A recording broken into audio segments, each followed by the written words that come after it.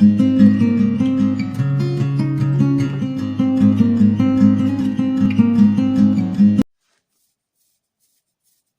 world is nuts.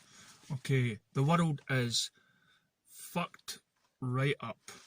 So, our holidays got cancelled about 3 times this year. And all because of this virus. And I've always said we've got to just live our lives, and whatever happens, que sera, sera. And, everybody's having mental breakdowns. Everybody's, jobs are on the line and stuff like that because they're trying to save lives. Well, it's not much of a life if you can't go out. And, of course, the magic number over here is no, you shouldn't be over 6 people in a room. 6 is, of course, as we all know, is a magic number.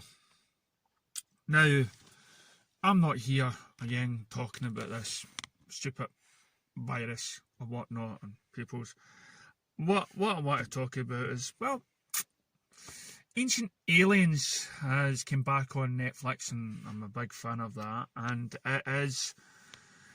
it's blown my mind again because it's making me realise that the world has basically shut the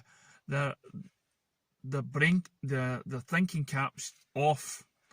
We've been basically brainwashed since we were born into believing all this rubbish about faith and religion, because one of the episodes talks about religion, and of course I was brought up half Protestant, half Catholic, whatnot, up and went to Sunday school and all that sort of rubbish. And but I always, I've always respected everybody's faith and religion and yada yada yada.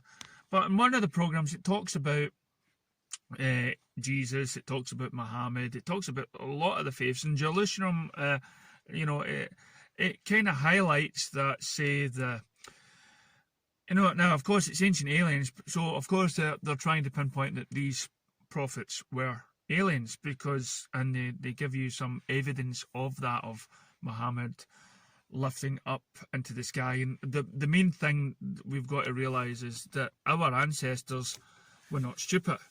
Okay, if ancient Egyptians sees an animal or creature that has a body of a crocodile and feet of a wolf or something like that, then more or less that's what it was, and somebody's playing, with our genes and trying to splice us together, because let's face it, we haven't really found the missing link that takes us from monkeys to what we are just now.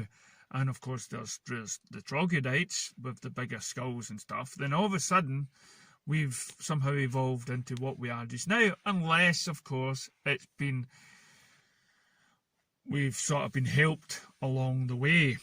And of course then we worship these powerful beings that have shaped our lives. And so anyway, so all the religion comes into, Jesus, Muhammad, all roughly in the same neck of the woods, worshipping. And don't worry, it's not the act of God, it is my car. Okay, it's not getting swiped down by that. So anyway,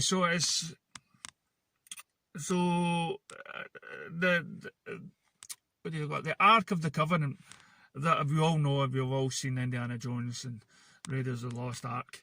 It seems to have, great power of death and releases ghosts and demons and everything else that totally make you into a melting pot of pus. But that was the movie. But then again, when you research it, they do say the Ark was very powerful. And of course, what could also be powerful is something that isn't man-made. And now, here we go. Now, Muslims as well, now Jesus and Muhammad all came to the same place, all came back in rebirth and everything else. And everybody's got a halo, and that's because there's light shining behind them from something or whatever. Anyway, but what really astounded me is when we got into the Muslim sort of faith, and they all take their long walks to this square, this box thing, and they walk around it. Summer solstice, I'm not too sure, but they walk around this big black covered box, And then we find out that it was supposed to be a rock that came from the heavens that crash landed here. And, you know, if you're lucky enough, you can touch the black rock. But no archaeologist is allowed to be near this stone. Let's call it a meteorite that's fell to Earth. Nobody's ever studied this sort of black stone. People can wave at it if they're lucky enough, or just sort of look at it and walk around it.